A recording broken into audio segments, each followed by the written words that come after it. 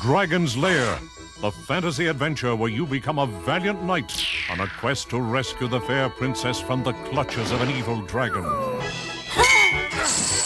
You control the actions of a daring adventurer finding his way through the castle of a dark wizard who has enchanted it with treacherous monsters and obstacles. In the mysterious caverns below the castle, your odyssey continues against the awesome forces that oppose your efforts to reach the Dragon's Lair. Lead on, adventurer. Your quest awaits. Hello everyone, and welcome to Classic Gaming Today, where we take a look at the gaming experiences of the past through the eyes of the present.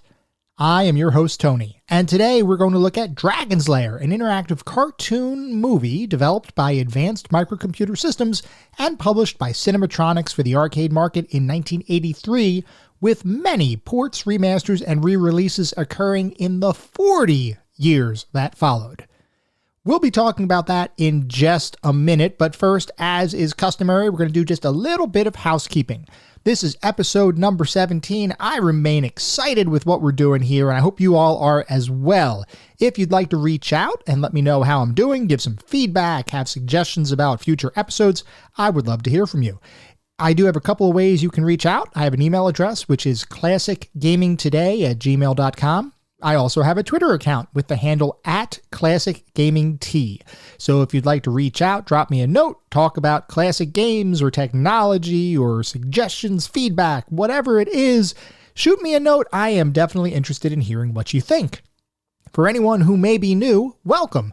I just want to go over real quickly what the anatomy of an episode is because, for the most part, every single one of our episodes follows a very similar format.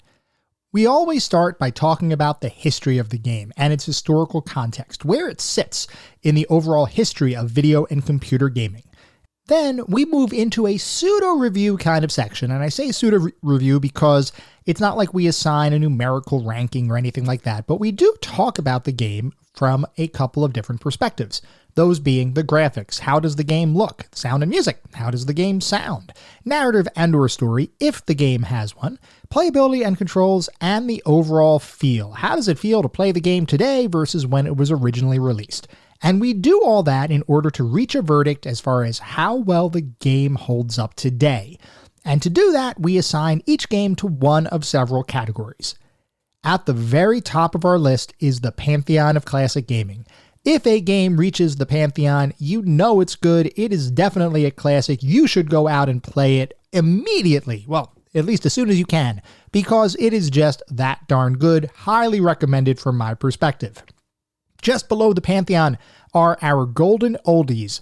These are games that are still really good experiences. They're still lots of fun. You should certainly play them. I still highly recommend them, especially if you have nostalgia for the game itself or the genre. You are almost guaranteed to have a good time. Not quite Pantheon level, but still really fun experiences. Once we go beyond the golden oldies, we get to our mediocre mentions. And these are the games where we start to get into the I don't know that I can really recommend them territory. They may have aged a little bit. They may have had a couple of issues early on, even when they were released. They may not be bad experiences per se, and you still might have fun with them, especially if you have a particular love of the genre in which they live. But these are games that I cannot recommend to the rest of the population, generally speaking. Beyond those, we reach the footnotes. These are the games that are best left in the annals of history. I have played them, so you don't have to. I cannot recommend you play any of the games that reach our footnote category. They have just aged, or they may have aged very poorly, or they may just not have been all that great to begin with. With that out of the way, we're going to start talking about the game of the day, that being Dragon's Lair.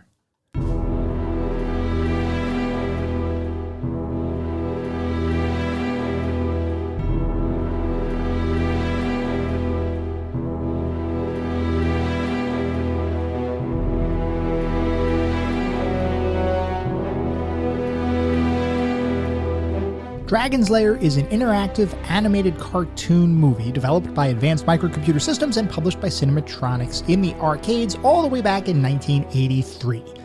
Now the thing is, our story begins not in an arcade, but on a mainframe computer in 1976, which is where one of the earliest interactive adventure games, simply titled Adventure, and otherwise known in some circles as Colossal Cave Adventure, was created.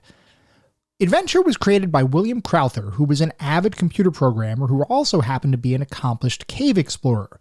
In the early to mid-70s, Crowther spent his time exploring a number of cave systems across the United States, with extensive time spent in Kentucky's Mammoth Cave, which was the largest cave system in the world.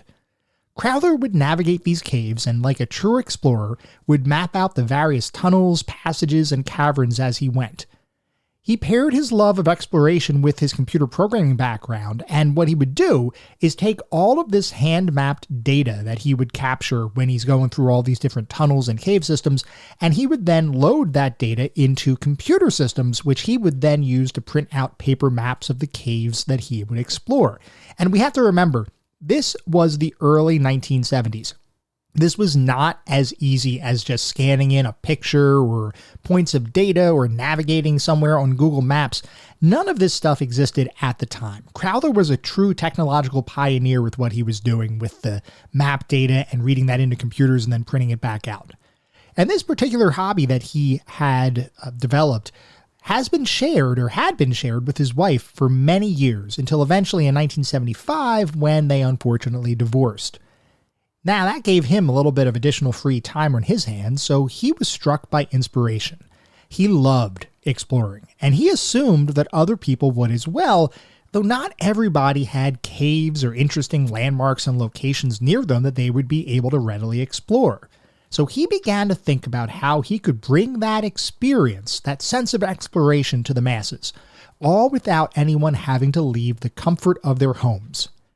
Drawing on his knowledge of cave systems and fondness for the tabletop game Dungeons & Dragons, as well as his expertise in computer programming, Crowther began developing a game that would allow individuals to explore a gigantic, mysterious cave using the power of modern, at least for the time, computers. He began designing that experience, and he settled on an interactive fiction kind of game where players could type real words and phrases into a computer, and it would interpret those commands and do something, whatever that action was, like walking north or picking up an item. And I do want to talk just briefly about the whole concept of interactive fiction or text adventure games and kind of the way they played. So way back when, before there was point-and-click graphical adventure games, there were text games, and a lot of those used text parsers, meaning rather than clicking with a mouse or using your keyboard to navigate a scene, you would actually type directions into the computer, and then the interpreter for the game would determine what to do. So moving around, the reason it's called interactive fiction is because it was almost like playing a book, albeit at certain points you would be able to put in an action, and then that action would play out something on the screen, like we were talking about, walk north, pick up item, whatever that might be. And then the story would branch depending on what you did and what you had. You might encounter monsters where you would be able to use items or weapons on them, once again, not really with a graphical format, at least early on. And the whole interactive fiction genre actually still exists today and is still fairly popular amongst at least a portion of the gaming population. But William Crowther was a pioneer in working through this, and his original game was an early instantiation of this whole concept of interactive fiction or a text-based adventure game. In fact, it might have actually been the first text-based adventure game, because this kind of experience had really not been done before. This was a true interactive game where you, the player, would control the action. You could enter rooms, you would be greeted with rich descriptions relayed to you by a computer narrator, and based on your actions, you'd either survive or perish in the deep cave systems that you were exploring. It was basically like we were talking about, like you were the main character in your own novel. And that game, that experience, would originally evolve and result in the release of a full-fledged game simply titled Adventure back in 1976. That itself would evolve into one of, if not the most influential computer games of all time. And to understand how influential, consider this. This is the game that inspired Roberta Williams, who's the legendary Sierra Online co-founder and adventure game creator. This is what inspired her to begin her adventure game development career. It also inspired other intrepid developers to develop add-ons and enhancements to the game, which would then be ported to numerous consoles and operating systems in the years that followed, and would pretty much single-handedly create the adventure game genre. Without adventure, we may be living in a world without the concept of an adventure game, so this is kind of a big deal. So there were many people inspired by adventure, and one of those individuals was a man named Rick Dyer, who was the president of a video game company called Advanced Microcomputer Systems. Dyer had seen and played adventure, and he was blown away. He was so enthralled that he wanted to create something similar, but he wanted to create an even more immersive experience. His goal was to create a game like adventure, but combine images and sound with it to create an experience where the player would feel like they weren't just the main character in a novel, but was rather the leading star in their own movie. And there was only one problem. How the heck would someone create an interactive movie in the early 1980s when the height of video game technology was simple sprite-based arcade games? So Dyer began to prototype some ideas, and in the process, he invented something he called the Fantasy Machine, which was designed to play a graphic adventure entitled The Secret of the Lost Woods. So let's talk about what this Fantasy Machine was. Basically, it was a machine similar in some ways to a really advanced Rolodex. If anybody remembers what a Rolodex was, it was basically your Outlook calendar list or your Outlook contact list before it all became computerized. It would be a thing that would basically have a bunch of cards in it, and you could use a wheel on the side and navigate through these cards. So this was similar in concept to something like that, where there was a machine that would present an image and audio file or an image and audio clip to a player, and then there would be a choice that would allow that player to move on to one of several different scenes. When they would choose a different scene, then the machine would mechanically move on to whatever scene was supposed to go on to next, or was going to be the scene to be played based on the player action, and the game would continue. And now there were multiple iterations of this concept. There was one that was, like I said, kind of Rolodex based. There was one that was tape based, which literally required fast forwarding and rewinding to different locations. And there was also a version that used a primitive video disc with static images and sounds, but that was pretty much as far as it went. Dyer thought he had a hit on his hands, so he started to pitch this concept to a bunch of different toy manufacturers, and it was not successful. No toy company actually wanted to invest and take on the prospect of developing Dyer's Fantasy Machine. In fact, some people were so disinterested, and there was one example of this at least, where the company even walked out in the middle of the presentation. Nobody thought this was going to sell. Dyer, however, felt like he had something. He just realized it couldn't sell, or it wouldn't sell as well in its current format. So one day, as Dyer had this idea in the back of his head, he went to the theaters and he saw a new animated film, which was called The Secret of Nim. And that experience would both serve as inspiration and would change everything that he was thinking about as it related to his fantasy machine.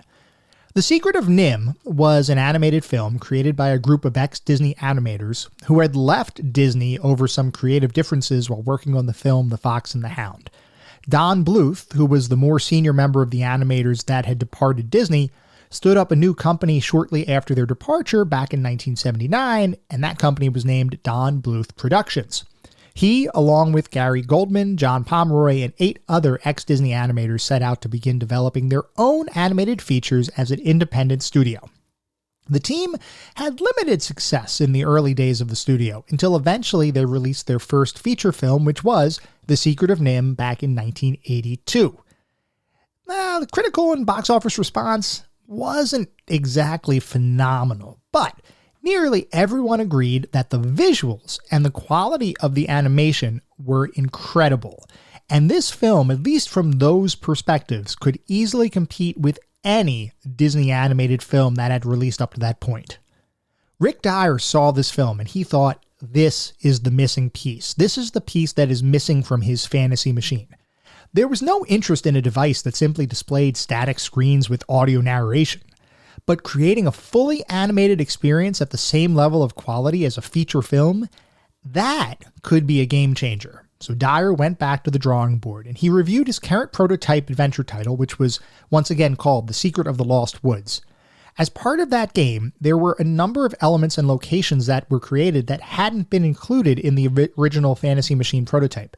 One of those locations from that game was named the Dragon's Lair, and that was something that Dyer thought could potentially be turned into a full-fledged interactive experience. So Dyer sat down and he began to flesh out his idea.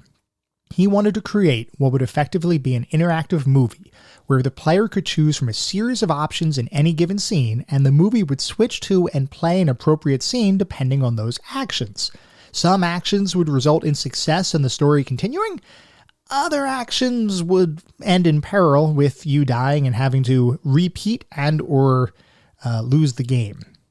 With the concept overall defined, Dyer approached Don Bluth and the team about creating the animations for the title, while development would be handled by Dyer's company in partnership with Cinematronics, which was an arcade developer who up to that point had primarily been known for creating vector graphics in arcade games, or arcade games based on vector graphics. And just so that everybody has awareness, when I say vector graphics, I mean line-based arcade games. So there's sprite-based arcade games where, very similar to what you might see in a lot of NES titles, where you have characters or you have monsters on the screen that are made up of a bunch of pixels, and ultimately those pixels come together into sprites, and those sprites are effectively images. Vector graphics are a little bit different. They are line-based, so rather than seeing a bunch of sprites and pixels on the screen that effectively make up an image, you see a bunch of lines and geometric shapes on the screen that make up the image on the arcade monitor. A prime example of a vector-based arcade game would be the original Star Wars arcade game back in the early 80s that Atari had released, if anybody has some awareness of that one. So anyway, Cinematronics had been known for creating vector graphics-based arcade games of the time, and they partnered with Dyer's company to develop and publish and ultimately distribute the game that Dyer wanted to create with Don Bluth's animations. Now, in order to bring a fully animated interactive movie to life, would require investment in a different kind of technology than traditional arcade games. And this is where Laserdisc technology comes into the story. Laserdiscs were an advanced, at least for the time, video disc format, similar in size to vinyl records, but designed to store video and audio signals as opposed to traditional record formats. These discs could be read by a laser, and assuming you put them in a compatible player, you'd be able to watch movies with high-quality visuals and true surround sound audio. So I do just want to talk briefly about Laserdisc quality, because it strikes me that that format today is not really around anymore. There's certainly collectors and collectible items out there related to Laserdisc, but I'd venture a guess and say a lot of people don't own a Laserdisc today. Generally speaking, Laserdiscs were better than video cassettes from a quality perspective at the time. They were actually the precursor to what would eventually become DVD technology later on. And obviously DVDs would evolve into Blu-ray and all of that kind of evolution that's happened, and the rest is history. Now everything is pretty much streaming, but there's still Blu-rays out there. Anyway, Laserdiscs were fairly expensive at the time, which meant that most times Laserdisc players and Laserdisc, the technology itself, was kind of really for more affluent individuals. It wasn't really something for the masses like the video cassette players and VHS and even Betamax to a degree was designed for. And one of the key technological capabilities that set Laserdiscs apart from the video cassettes of the time, and this is what actually allowed for interactivity, was the fact that Laserdiscs did not have to play their files sequentially, or they didn't have to play a video sequentially. You could change tracks on a Laserdisc player and skip around a disc without much of a delay. Compared to fast forwarding a video cassette, which would require long gaps in the action, Laserdiscs were going to be a game changer for interactivity. Because of those features, the Laserdisc would provide the foundation for the creation of the interactive movie that Dyer had been developing in his head. And the act of actually creating the game involved a lot of back and forth between Dyer and the development team and Don Bluth and his team of animators. As you might expect, the animation team knew how to create a top-flight animated film, but they had no clue how to create an animated feature that was designed to be played rather than just watched. At the same time, Dyer and his development staff knew how to create an interactive game, but they had no idea how to create an animated film or to splice those elements together in the appropriate way to create something that would be a truly engaging interactive experience. Despite those differences, however, the teams learned how to collaborate effectively, and they would eventually come up with a framework for the game. The way it would work is a scene would play, and at certain points the game would expect the player to input an action. That action would then cause the Laserdisc to skip to a different track depending on what that action was, and then the story would continue to play out, whether positive or negative. Early designs for the game had a number of different permutations and paths that a player could progress through, but the teams quickly determined that having a bunch of different potential paths through each scene would be a significant amount of work to build into the game.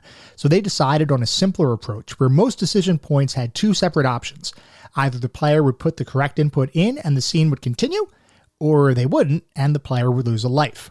So in this way, each scene became a collection of decision points that would either result in success or failure. Now, I do want to say, just from a personal perspective, I think it would have been really awesome to have a version of the game where not just success or failure states existed, but different paths through the story. I think that would have been a lot of fun. We'll talk more about the act of playing Dragon's Lair in a little bit when we get to the pseudo review portion, but just from my perspective, I think it would have been great to have different paths through the story, not just a you win or you die kind of thing. And I don't mean to diminish the effort of the team. The team put in a ton of effort into the game, even only focusing on decision points with a success or fail kind of option.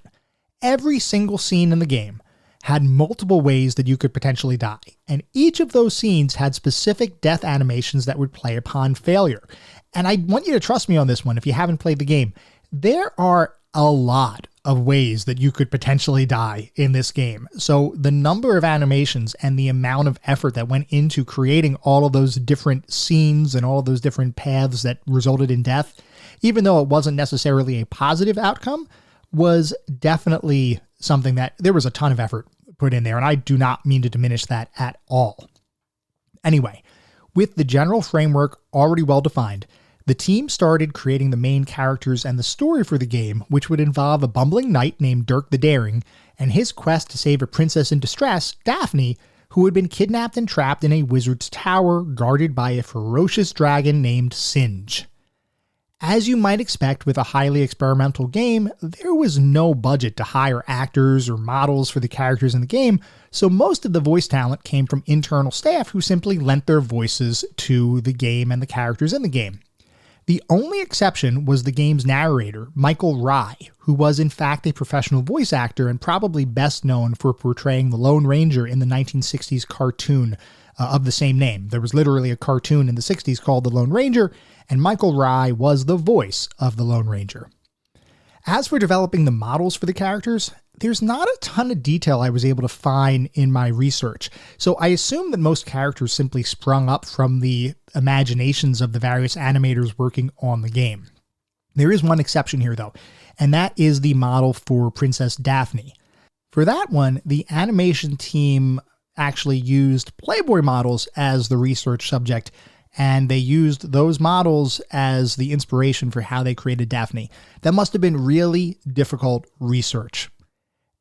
Anyway, eventually the entire game came together, and in 1983, Dragon's Lair was released to the arcades.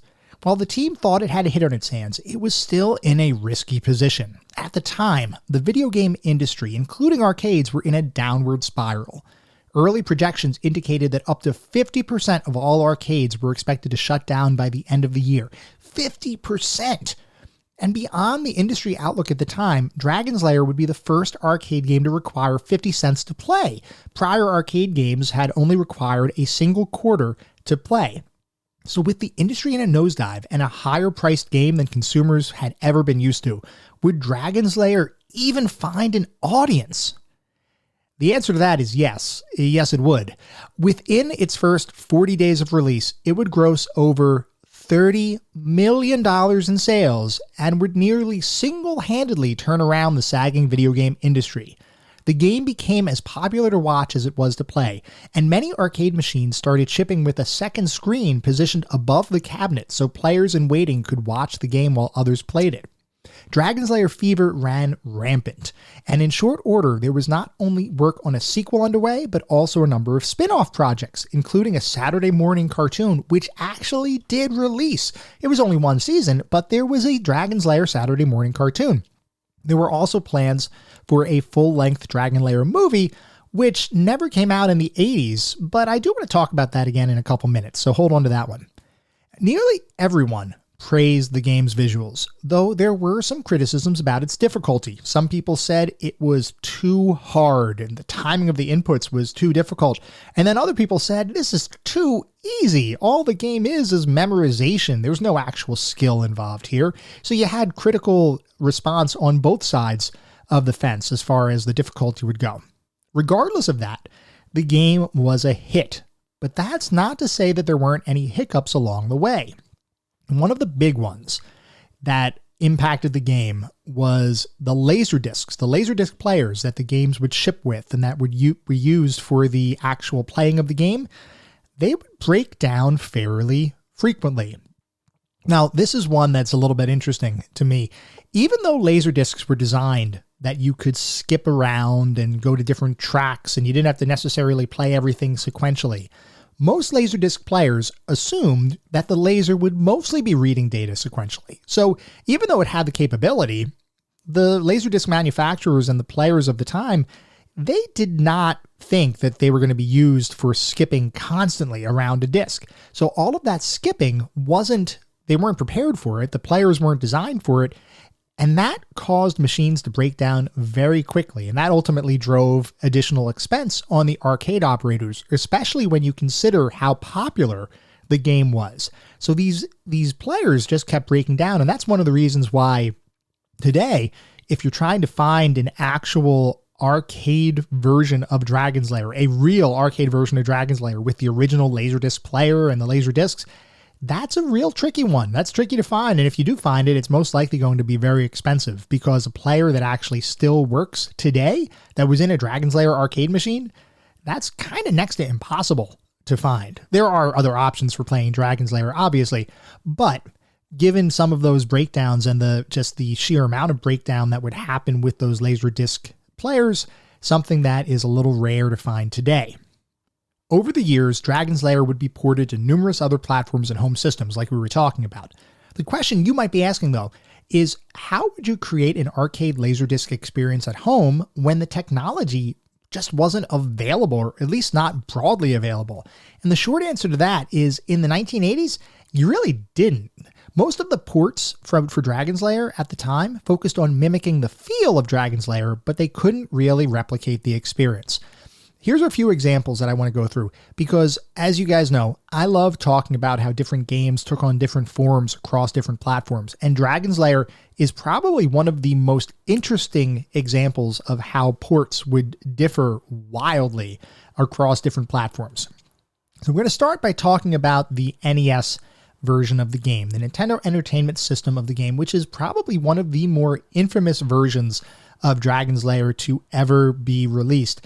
And before I go into this, I do want to say I had the pleasure of playing this game in total because it was actually out on Twitter. I had suggested, or I had said that I was going to be playing Dragon's Lair for a future podcast episode. And one of our listeners and a personal acquaintance of mine, David Morton, came forward and said, hey, you got to talk about the NES version. And I thought to myself, well, yeah, I probably should. And I should probably play it to know what I'm talking about. So I did. And let's talk about the NES version. It's a mixed bag. Honestly, it's a mixed bag. So first of all, it is an incredibly difficult game. And there are different versions, not just on the NES, but between regions. The Dragon's Lair port is different.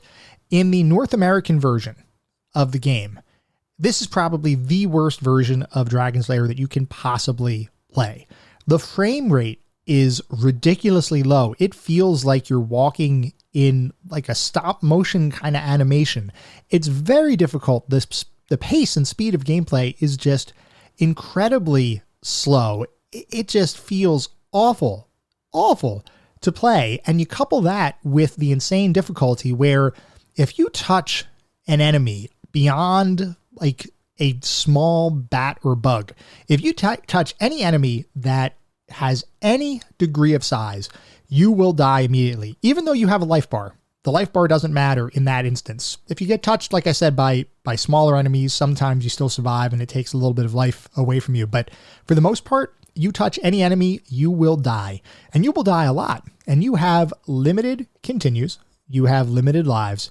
You will not be able to beat the game. And actually, I'm trying to remember now, I don't know that you actually have continues. I don't think you do.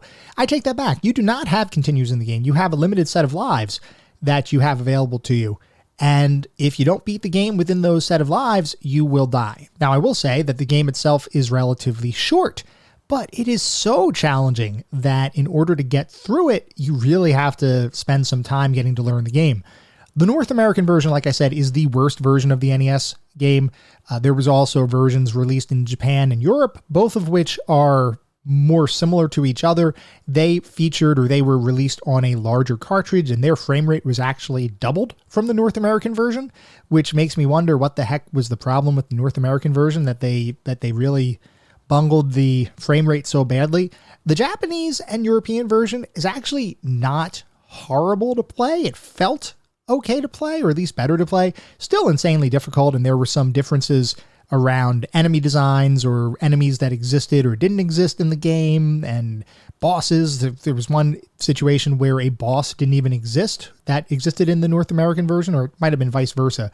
Actually, no, there was a boss in the Japanese and European version that did not exist in the North American version. I'm all over the place with the NES one just because I did play it. I did beat it. It was not a great experience. I will say, at least the Japanese and European versions were not as bad as a lot of people would say. I mean, trust me, they're bad. These are not things you should go out and play yourself. Please don't. It's torture. But it is not the worst game ever made. It's still a pretty bad experience. Anyway, that's enough about the NES. I don't really want to talk about that one anymore. It's giving me PTSD. So we'll move on to the Amiga version. This was the first version that truly captured the feel of the arcade. And the way they did this was, I can only imagine, through some form of magic, because what they did, and we talked a little bit about this when we talked about our episode on Out of This World or Another World, but basically what they did is they were able to compress a lot of the animations and background scenes of the game to fit onto 6 floppy disks worth of content, which compared to a Laserdisc is dramatically smaller, at least storage-wise, but it created an experience that kind of felt like the arcade. I mean, the animations weren't quite as crisp or as smooth, the graphics weren't quite as detailed, but it worked. This was the closest you could get to an arcade version of the game back in the 80s, at least from a home perspective. And like we had said, this actually was the inspiration, or one of the inspirations, that Eric Chahi had used when he went off to create his stylized polygonal engine that he ended up using for Out of This World. Moving on to the Sega CD version. The Sega CD version actually was able to do a fairly decent job of recreating the full motion video from the arcade, primarily because Sega CD was a full motion video machine. It was able to play full motion videos on their discs. That being said, the level of quality there just was not nearly the same as the arcade counterpart. Sega CD had its own limitations, but it was able to play full motion video, just not quite as highly detailed as what you would see in the arcade. Beyond those ports, and there were plenty of others, there's a lot. I think there was one on the Commodore 64, which was kind of tried to convert Dragon's Lair into more of a platformer kind of experience, similar to the NES, but not exactly. The NES was just bad. The Commodore 64, I did not play it, but seemed at least competent with some of the platforming that it had put in there. And there were likely others as well that are, for whatever reason, slipping my mind. But a lot of ports. Beyond those ports, as time went on, there'd be multiple remasters of the game that would be released. And those remasters were primarily done by a company called Digital Leisure. They had gained the rights to Dragon's Lair, its sequel, and the related Bluth arcade game Space Ace. So Bluth worked on 3 different arcade games, Dragon's Lair 2, and Space Ace. Digital Leisure acquired the rights to those 3 games, and they released multiple versions of Dragon's Lair over the years, including CD-based console releases and standalone DVD versions of the product, most of which had much higher quality visuals, some even approaching high definition. Eventually, on the eve of the game's 20th anniversary, there would be a full-scale 3D reimagining of the first game entitled Dragon's Lair 3D, which would release on the then modern consoles like the GameCube, Xbox, and PS2. And I want to talk about this one too, because I also played this one. I had never played Dragon's Lair 3D before, but I did want to play it for this episode of the podcast because for whatever reason, and we'll talk about this in a little bit, Dragon's Lair is one of those games where a lot of people write it off as being a very short experience, a very unfulfilling kind of experience. Well, if you actually take the time to play it, and you play it a lot, and you become very familiar with it, and you start to get into this groove, and you beat the game, suddenly you realize you kind of want more Dragon's Lair, or at least I did. So I tried out Dragon's Lair 3D. I wanted to play the game. And at first I was looking at it as, hey, I'm going to try it out. I'm going to see what it's like. I don't really know much about it, but I'm going to go off and play it. Dragon's Lair 3D is effectively a recreation of the very first game with some additional elements mixed in, but it is in a fully 3D environment with fully controllable characters. And by characters in this point, I mean, you can control Dirk the Daring walking around the castle, and almost every scene, if not every scene that was part of the original Dragon's Lair is reimagined in Dragon's Lair 3D, albeit in a 3D space and with a lot more interactivity. So every single full motion video sequence that was in the arcade game got expanded into this 3D version of the game. And I will say, Dragon's Lair 3D is not a great 3D platforming game by today's standards. It's not. For the time, it was okay, but it's not something that I would look back and say, oh, you have to go out and play that one. I did play it. I did ultimately play it to completion because, like I said, for whatever reason, I needed more Dragon's Lair in my life as I was preparing for this podcast. But it was something that was, at least for me, it almost drove additional nostalgia or nostalgic feelings of the game because I had just spent a ton of time working through the original Dragon's Lair, the arcade version of Dragon's Lair. And as I'm playing through the 3D version and I'm seeing all of the scenes that I recall from the arcade or the arcade version reimagined and recreated in full 3D with being able to explore the environments differently, I just really enjoyed it. It gave me a weird sense of nostalgia. And I'd only just played the original Dragon's Lair just a week or so before I started playing Dragon's Lair 3D. And it was odd how it kind of brought it full circle and just made me re-experience those feelings all over again. Once again, I don't know that you have to play it. I wouldn't say you need to, but I do think it's an interesting oddity. And if anybody is interested, I would definitely check it out. Now, beyond that, more recently, Dragon's Lair would be released as an arcade 1-up cabinet. And, like I mentioned before, there was a movie that was originally in the works back in the 80s, never came out.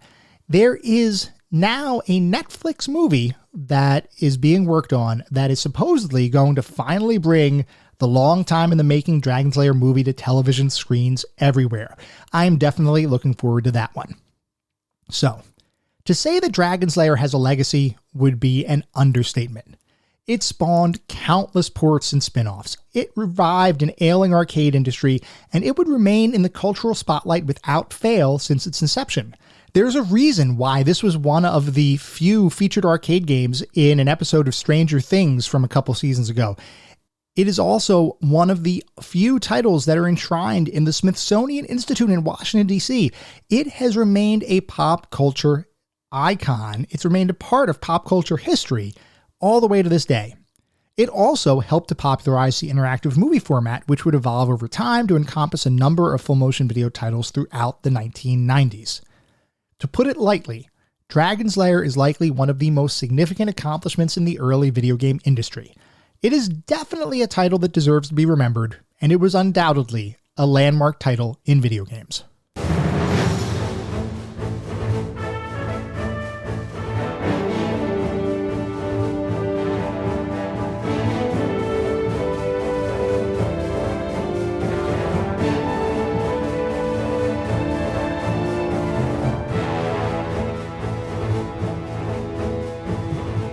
We're now going to transition to talking more about Dragon's Lair and how it felt to actually play the game today. So first, let's talk a little bit about the game and its structure.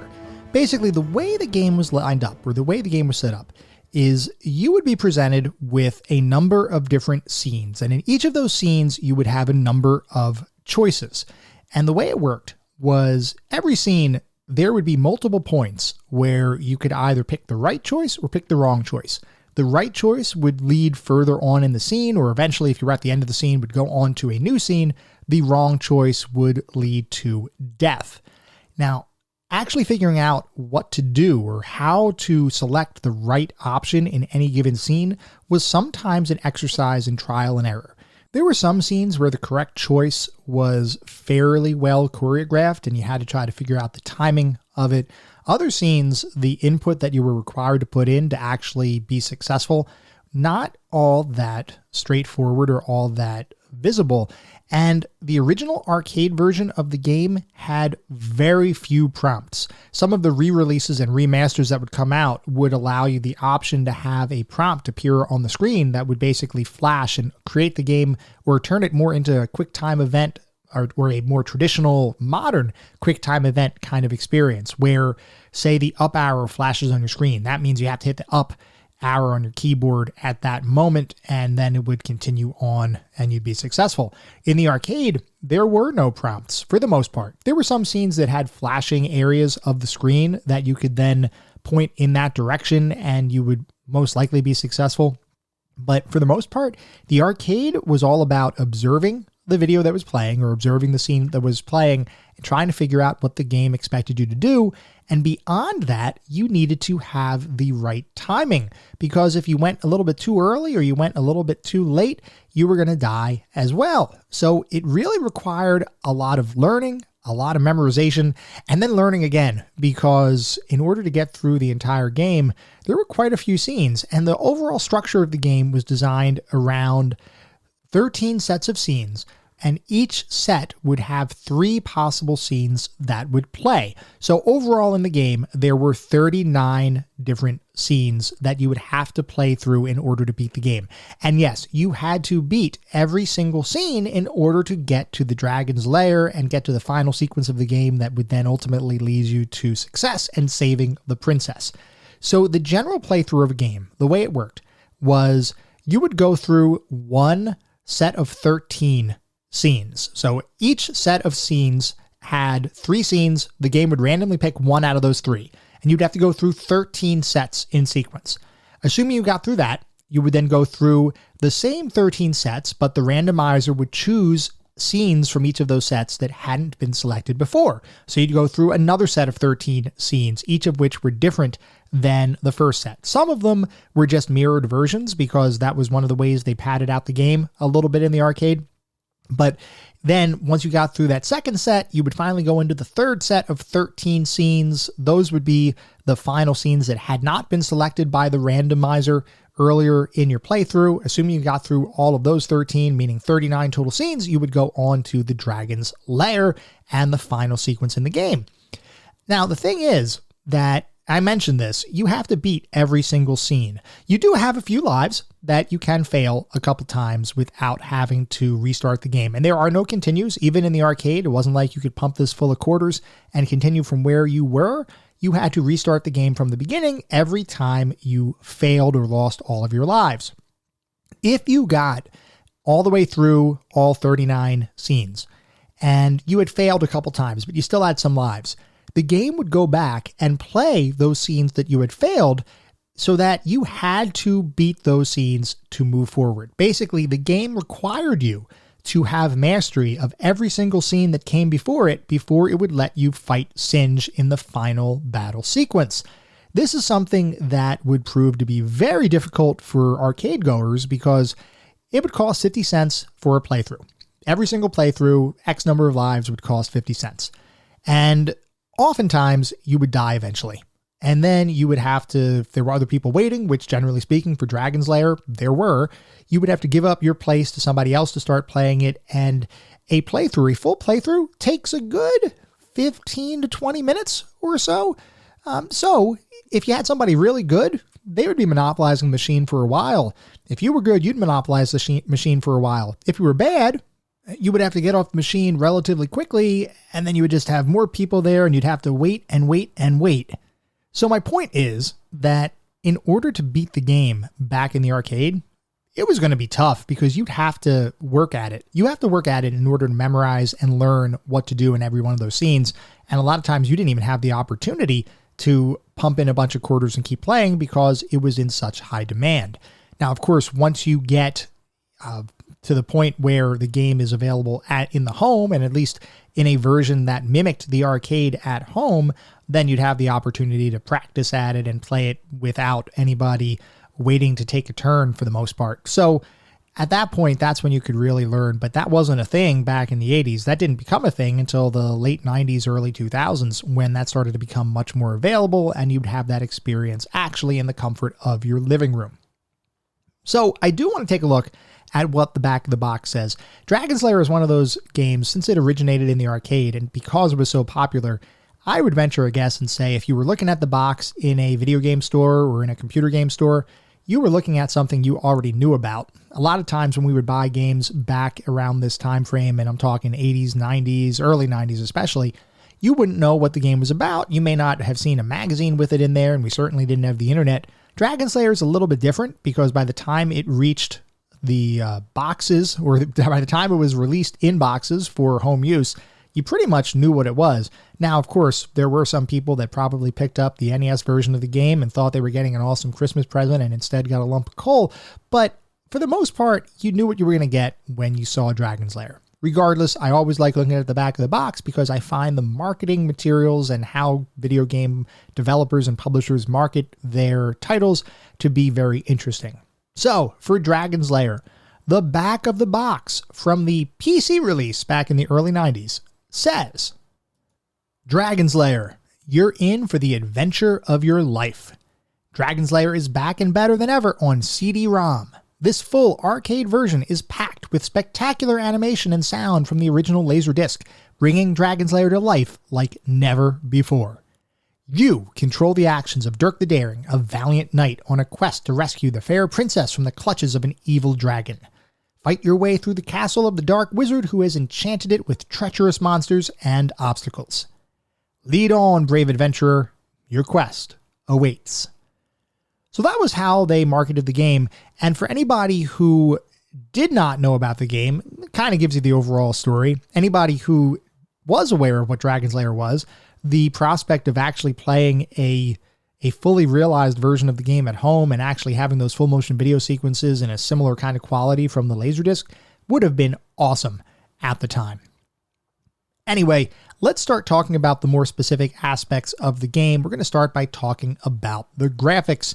For this one, I don't even know what I can say here. It is a living, interactive cartoon. And I just want to talk about animation styles a little bit. And animation styles have changed over the years. If you look at some of the older Disney kind of cartoons, they have a very specific style. You know you're looking at a vintage Disney cartoon as soon as it pops up on the screen because it has a very distinct style.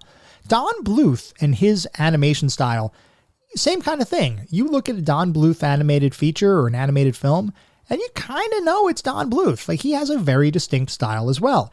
Dragon's Lair was that style. It was good. It felt like a cartoon. You could have very easily seen the quality of visuals. The cartoon was such a high quality. You could have very easily seen that on a big theater screen rather than just in an arcade. There was really nothing bad about the graphics at all. The graphics were great. They really did feel like you were playing a cartoon. And granted, interactivity, that's a little bit, we'll talk about that in a little bit, but the interactivity wasn't necessarily there, but that doesn't detract from the graphics. The graphics were stellar, and especially if you were looking for a Don Bluth style animated kind of film or feature, it was like playing a Don Bluth film, which was awesome. And even today, because it was effectively a cartoon movie, there is no degradation in quality. I mean, you could talk about the fact that the original Laserdisc, even though it was high quality for the time, wasn't really high quality or high definition compared to what we have today. And there are versions of the games that you can play that are remastered and give you those high def kind of visuals. But even the original Laserdisc looked darn good, and it looks good even today. Moving on to the sound and music, there were a lot of sound effects prevalent throughout the game. They all felt well integrated. I especially liked some of the yells and screams that Dirk would have throughout the game in the various scenes. They were comical and really well done. I believe that the voice of Dirk, and I don't recall the gentleman's name, but it was either one of the directors or one of the individuals involved with the development of the game. He provided the voice for Dirk, as well as all of the screams and shouts and cries and everything like that. It was well done. I really enjoyed that. The music, however, there just wasn't all that much music. What there was, or where there was music integrated into the game, was great. There just wasn't a lot of it. I wish there would have been some more music, but I can understand why they didn't really focus there. Because for this game, with all of the scene jumping, it wasn't like you were going to be able to create an integrated holistic kind of soundtrack that would play throughout the game. Each scene would have to have its own audio cues. Each scene would have to have its own audio tracks. And I could see that becoming very tricky to balance, because a lot of times when composers create a soundtrack for a game or for a movie or whatever, the expectation is it's going to play for a little bit of time. You're in a level for a given amount of time. Dragon's Lair, each scene is maybe 15-ish seconds, maybe a little bit shorter, maybe a little bit longer, depending on the scene.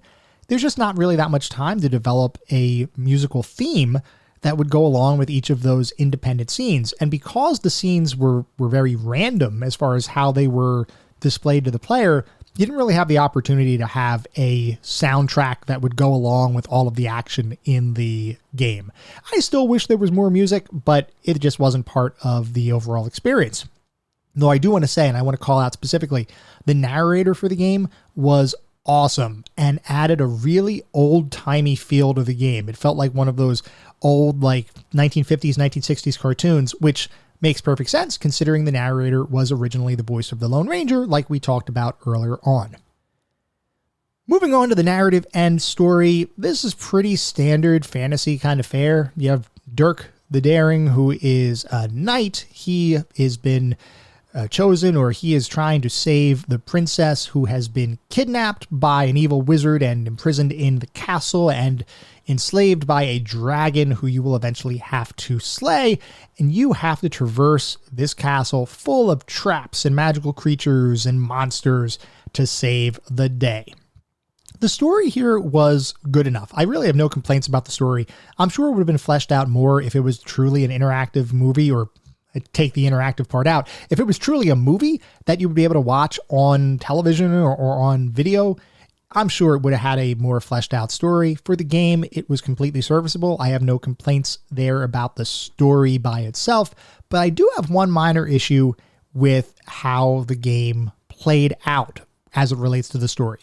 Like we were talking about, as the game plays through, there is a lot of randomization of which scenes are presented to you. Which means, even though you know the overall story arc of you're a knight, you've got to save the princess, you got to save the day, you got to defeat the dragon, everybody lives happily ever after. Okay, that's the story arc. Each of the individual scenes were really not connected. And part of that is because every scene was just a way of getting the user to interact and play the game.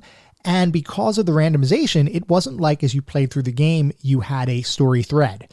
There was no story thread. There was an arc, and it was very simple, but each of the scenes did not necessarily contribute to that arc. Each scene was almost independent and stood alone. So if you played the game without understanding what that overarching arc was going to be, you would have almost no way of knowing what the story was. It was just very random, and everything just felt like individual cartoon snippets that didn't make much sense independently. And I guess that's okay for the most part, given what they were trying to do with the game, but I thought it could have been better put together, and I think they could have removed some of the random elements. They could have maybe kept some of the randomization in there, but not made everything feel literally entirely random, and it might have felt a little bit better. But otherwise, it just didn't feel connected as you played the game, even though you kind of had an understanding of what the story was going to be. Moving on to the playability and controls, this was a very simple game. There's very simple degrees of interactivity. Basically, you could move one of 4 directions with your joystick, and you had a sword that you could use. And based on what was happening on the screen, you would have to press one of those 4 directions or swing your sword, and then something would happen. It was very simple, but honestly, it worked. A lot of people, and I've seen this in some reviews, many people complain about the fact that the entire game is basically a quick time event, or you're going through a series of quick time events and having to enter inputs at the right time in order to be successful. I will say, yes, it is that simple. And yes, the game is primarily timing and memorization driven. This is not a deeply interactive experience with a ton of different complex controls and meaningful combat or anything like that. It is not that. It is basically a quick time event driven game. But I will say within that framework, and I'm not one of those people that absolutely hates quick time events. I actually find them to be interesting if they're done well. A lot of people will talk about games like more modern games, I guess, like Heavy Rain or Detroit, and say, oh, well, that's just like an interactive movie. I don't like the quick time event thing. I actually like it in that context. So I guess for me, the fact that Dragon's Lair played out like a primitive version of those kinds of games kind of worked for me. I will say, if you don't particularly like quick time events, you may not like Dragon's Lair, but I would still give it a shot. I think it was fine from a playability and control perspective. So overall, how did it feel? How did it feel to play the game today? I've got to say, this was a roller coaster. For me, this was a roller coaster. I shifted between frustration, accomplishment, dejection, and elation, and sometimes all 4 at the same time. As I started the game, and as anybody would start the game, if you don't have any idea of what you're supposed to do or what moves to make, other than what you would observe on the screen, it is super difficult. And you have to add to that it's not just about knowing what directions or what buttons to press, but you have to know the timing. And that timing is tricky. It is not something that comes naturally for the most part. Now, as you play the game and over time, you begin to learn the different scenes, and you begin to become much more familiar with the game. You start to recognize the moves and the timing that you have to do in order to progress through the game. And then eventually you hit a couple of really tricky parts that you just cannot figure out, either because the timing is really tight or the directions don't make any sense with what the animations are that are playing on the screen. And then you feel like you just want to give up and you want to just say, you know what, this is a relic of its time. I don't want to put myself through the frustration anymore. Eventually you persevere. And you get good enough to actually beat the game. And you have memorized all 39 scenes. You've memorized all of the timing. You get through the game on a single 50-cent play. Well, virtual 50-cent play, since I don't have a Dragon's Lair arcade machine, but I do have the ability to emulate it. So I was able to beat the game. No save states, no anything, just a true playthrough like you would have played in the arcade. And you beat it. And then, for some reason, and I have no idea, and I talked about this earlier, I have no idea why, you feel like you want to play it again. Because at that point, after you've finally gone through that memorization, after you've finally given up hours of your life, yes, I said that right, hours, to try to memorize all of these cartoon scenes and what movements and timing you have to do, finally, the game has become fun and it's become streamlined. And now you can play it without having to think about it all that much. And you could just observe the animations on the screen and you could kind of say, oh, look, that looks really good. Or, hey, cool, I made that happen because I pressed that direction. It is a weird psychological thing, at least it was for me, where finally, after putting in so much effort, so much time, it became fun and I really enjoyed it. And that's why I say it's a roller coaster, because I didn't start out like that. I mean, other than the novelty of watching the interactive film, it just wasn't, it was way difficult. It was very difficult. It just wasn't a great experience up front other than the visuals. But then I persevered, I went through it, and eventually it actually became a really enjoyable experience. It's a very weird thing. I will say, though, that experience is short. And we talked about that. It's maybe like 20-ish minutes max for a full playthrough. At that point, you have literally seen the whole game. There are no alternate paths. There are no alternate endings. You've seen everything in the game by the time you reach that 20-ish minute mark. But I do say there has to be some sort of magic here. There is, because eventually you become enthralled and you almost enter a trance-like state playing the game, where you're timing your inputs, you're progressing through the scenes, your memories are firing, and you remember, oh yeah, at this part I have to press left at this exact point when the scene looks like this. When it all clicks, it feels awesome to play, despite its simplicity and despite the fact that the overall interactivity is fairly limited. So, what is our overall verdict? I will start by saying, today, I love the game. I love it. Like, if you're talking to me right now, I love the game. When I was trying to get through it, though, I felt really irritated at times. This is not one of those experiences that just feels good to play right from the beginning, until it does. And then you feel amazing as you watch an interactive movie that you are truly controlling. I was telling you, it's a very odd evolution as far as how it plays out and how your relationship evolves with the game. That being said, I don't know that I can unequivocally add it to the pantheon of classic gaming, because there are some rough edges. But for me, it is definitely a golden oldie. I do believe this is a title that you should experience, and for anyone who doesn't want to be punished with a pretty high difficulty curve, feel free to play any of the number of remasters out there, most of which have difficulty reducing options built in, like actually having prompts on the screen. That will, admittedly, take away a bit of your sense of accomplishment, but in the end, the important thing is that you experience this landmark title in some capacity. It truly is that important, and that's why for me, it's a prime example of one of our golden oldies.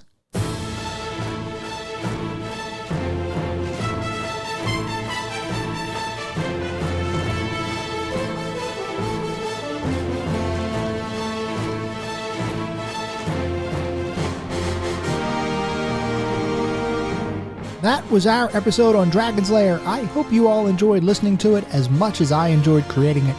If you'd like to reach out and let me know how I'm doing, give me some feedback, advice, suggestions for future episodes, I would love to hear from you. There's a couple ways you can reach out.